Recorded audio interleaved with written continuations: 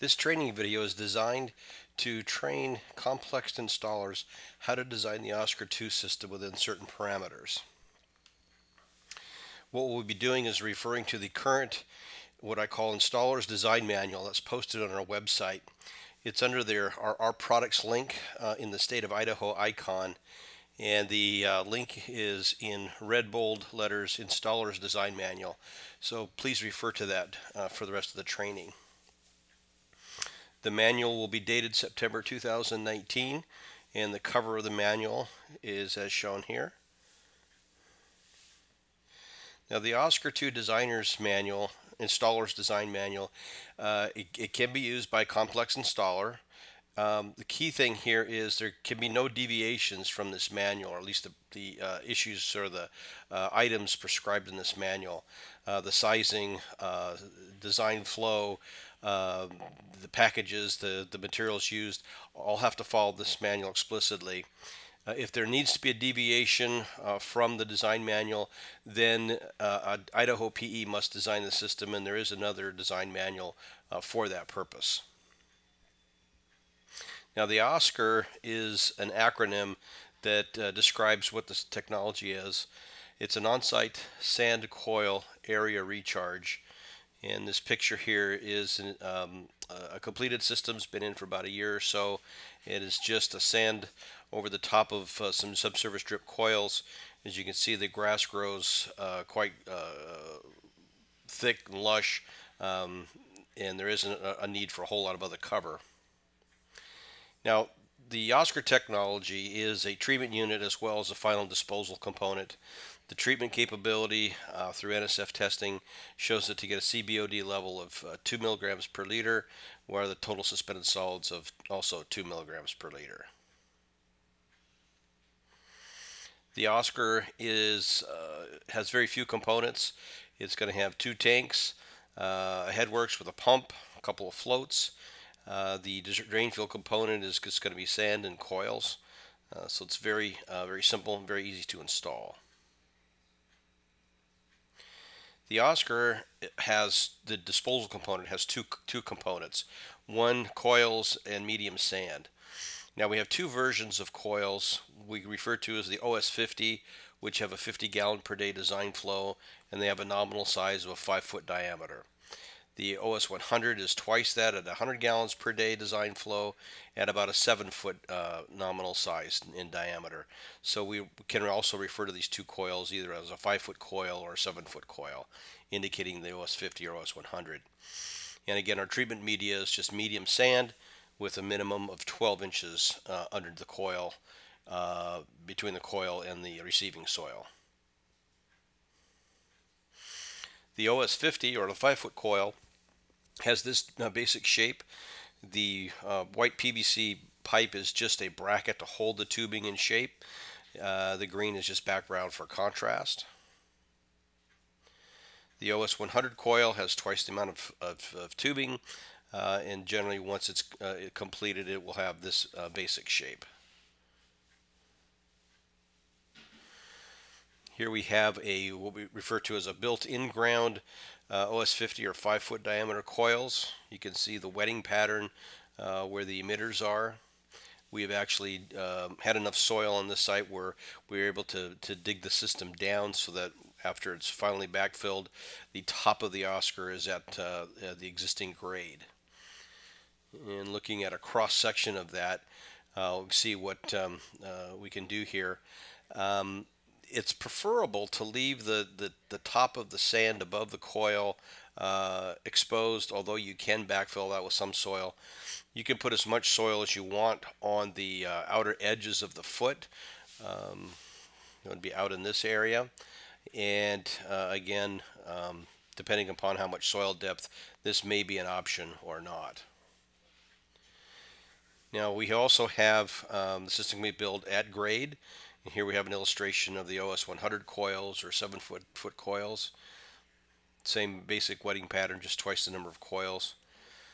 And the cross section of that would be so. We are having a prepared surface where we place the sand media, again minimum of 12 inches under the coils. The rest of the basal area cover only needs to be 6 inches.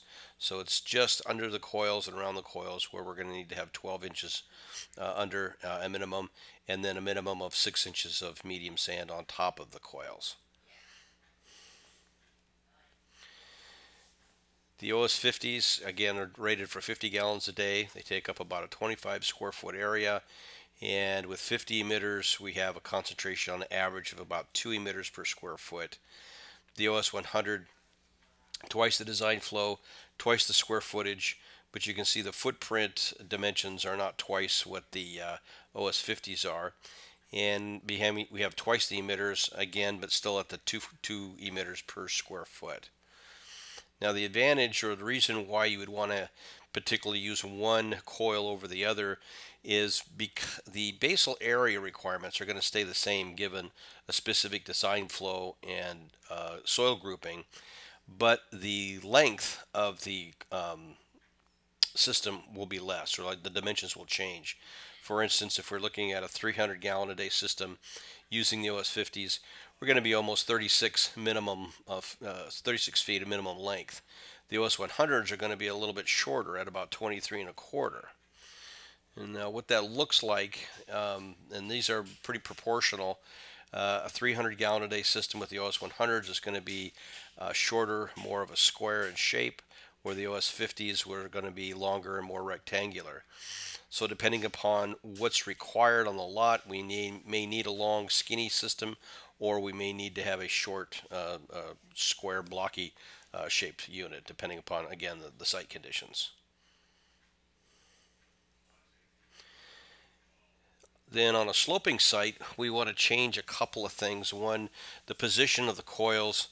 If you remember, we had the coils showed down the middle on flat sites. On a sloping site, we want to move the coils upslope, and we've got some cut sheets that I'll show you exactly what the dimensions are upslope. The other thing is we want the coils to stay level, so we're going to actually add more sand on the downslope side of the coils to maintain that levelness. The reason that we want to shift the coil to the upper edge is so that we can take advantage of all the basal area for infiltrative capability. Now the tanks are probably the easiest part of the system. They just stay constant. You're looking at a 1,000 gallon single compartment tank for a septic tank, 1,000 gallon single compartment tank for a pump chamber. You do not need an outlet filter baffle for the septic tank, although you can put one in there if you so choose. But the standard tanks on the list, the EQ list, is all that's going to be needed. That's a closer view of the tanks. Now, because we're kind of doing things in cookie cutter, we have an actual kit that takes into account the specific pump that's going to be used, control panel, headworks, in relation to the coils. And so we're going to have a standard kit. We call it an Oscar 2 kit, which will have these basic components. Again, the control panel that's going to be set up to handle that specific headworks. We use AY McDonald pumps. And then there's a number of miscellaneous parts that are within the kit itself. And all this is going to come in one box. Then the coils that will have, whether the OS50s or OS100s, will come in another box. Depending upon the size of the system will dictate the number of coils that you'll purchase. So what amounts to is, irregardless of the soil type or soil group, the kit that you'll purchase will stay the same regardless of the soil group. For instance, a 300 gallon per day system will be the same as far as the equipment that you purchase for soil type A1 as C2. What will change is the size of the basal area according to the soil group. The dimensions will be a little bit different. We'll go into that in a little more detail here shortly. So there's going to be 4 things that you'll need to take into account when you're submitting for an application or trying to determine whether an Oscar is going to be a good fit for the site. One is going to be the basal area, its dimensions, and so forth. The hydraulic layout, which means the number of coils, type of coils, whether OS50 or OS100s, and how they are plumbed together. You'll notice here we have 6 coils. 2 coils are tied together. One coil has a connection to one manifold, the second coil has a connection to the other manifold, and you can see we have three groupings of that. And for the most part, that's like a very common methodology, although as the coil type and number changes, that may change. So go off of the standard drawings that we have on the website and that are also shown on the detail sheets. The next thing we're going to be looking at is the total dynamic head requirement for that supply line. We have a simple table that will tell you whether you're within tolerance or not. And then the tankage, again, that stays is really a constant, 1,000 single for both tanks. So here in the installer's design manual, looking at the basal area requirements, we have two tables, tables 2 and table 3. These give the basic dimensions on flat sites, which is we're showing here, as well as for sloping sites. And you'll find this on page 6 of the manual. And we're going to concentrate and use a 3-bedroom application in B2 soils as an example. Looking at there's a series of numbers in each one of these cells. They give an option for both OS50 and OS100 coils, and these numbers indicate the dimensions of the basal area. We're looking at 47 feet long and 14 feet wide for the OS50, 31 long and 21 wide for the OS100s. So depending upon our site, for our 3-bedroom system, we may have a choice of which way we want to go, although we may have a situation where one is going to be preferred over the other. Once we've made that determination, then we know which template we'll need to refer to. So in the back of the manual, we have a series of templates. There's 20 of these templates. Here we have a 3-bedroom template for a flat site using OS50 coils. There's going to be 3 other templates for 3-bedroom arrangements. There's going to be a 3-bedroom arrangement for a slope site using OS50 coils. And there's also going to be 2 more for a 3-bedroom on a flat site, one for an OS100. And then there's going to be a 4th one, a 3-bedroom sloping site with OS100s. So we have many different options we have available depending upon the site soil conditions. But in each one of these templates, they're all laid out the same way. We have the ability with each template, depending upon the soil type. So all we need to do is really dictate on this thing, just indicates which soil group that we're working with. In our example, we're using B2. So we would just circle that as the one that we're looking for. And then automatically it tells us what the dimensions will be for the various requirements on in order to build this Oscar. We give the shoulder length, the upslope, downslope dimensions, and this will be on either side of the coils. We're going to give the basal width, which will be here in E, and then the coil type, which is obvious, it's a 5-foot OS50, and then the basal length given here. And then we're also given the dimensions on how the cross-section should look. The only thing that we may want to add here in this open area here is whether we meet the requirements for the total dynamic head for our supply line between the tanks and the Oscar. And we're going to go to that next. We have this table 1, which is intended to be a quick reference for the total dynamic head requirement, or what's available for pump performance on this site. For instance, you will need to know two items to use this table. One, you'll need to know the distance in feet between where the tanks will be and where the Oscar will be located. You'll also need to know the elevation difference between the tanks and the Oscar. So if we use an example of a 100-foot supply run from the tanks to the Oscar, and let's just say there's a 15-foot elevation difference, where these two intersect will be the total dynamic head requirement on that 1-inch PVC pipe going from our pump to the Oscar.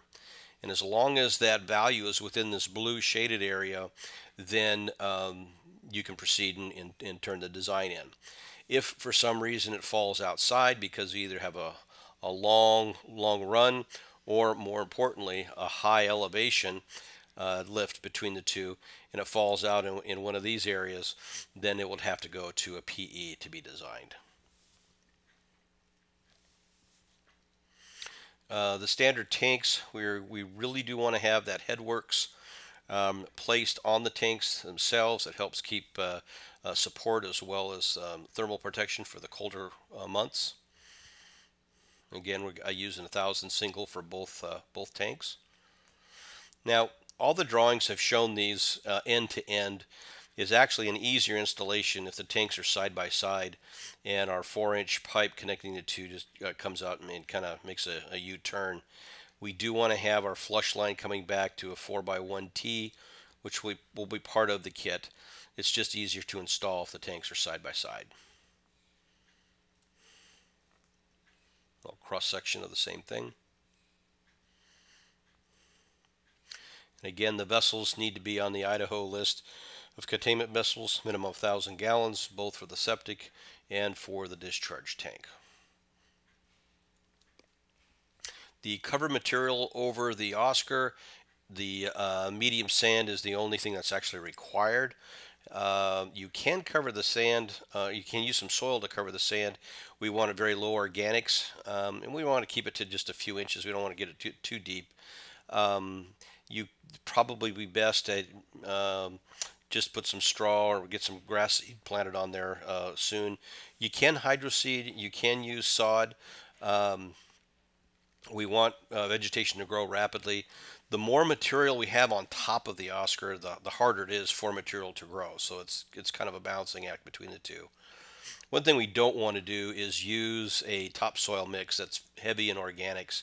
That'll tend to hold water and look like the system is having trouble. It's be real soft and mushy when it's really not the case. As an installer, I just kind of go through a couple of the training steps. We perform really kind of 3 main steps. One, an in-class training, or use the online, we refer to them as webinars. Once someone has watched the webinar, give us a call. We'll place your name on our certified list, which is posted on our website. And then we'll facilitate a what we call the first installed field training for the first install. And then once the electrical is done, we come back to do the startup. It's basically the quality control check to make sure wiring is done correctly and we have the right flows and pressures to indicate that the system is going to work properly. Service providers, we do basically the same process. We do have a training video for O&M folks, and we also will follow up with field work as well. Just to kind of show you a couple before and after pictures of how the Oscar system will look once it's been installed. This is in Western Washington. On the left side, the system's been in for good part of a single growing season. End of the summer, you can see we got very lush green grass growth, a lot of nitrogen uptake with the grass. The next winter, things kind of fill in. And so you don't have as splotchy of a growth pattern. And these pictures were taken by a customer. This was a repair on a very small lot. And at first he was concerned that the system was having troubles. So the installers were done. The homeowner's now doing a little bit of landscaping. And he noticed right away that he thought there was a problem with the system. This is the normal wetting pattern. You're just going to get some capillary rise of liquid as it's being treated in the sand, and some of it's going to evaporate into the atmosphere, especially in shaded areas. You can see over on the left where this is more in the sunlight, it dries out a little bit quicker. And within a few weeks to months, grass starts to fill in quite readily, and continues over the next year or so to fill in, and to where now it's real kind of difficult to tell where the Oscar is from the rest of the soil. In fact, if you can see here they mow this lawn, but you can walk on the sand and you can't tell if you're on the sand or if you're on the native soil. It actually firms up quite nicely. So we hope that's helpful. Please call us if you have any questions. Every page of our website has an ability to contact us via email that comes directly to my inbox. So please feel free to send an email or give us a call. Thanks so much for watching.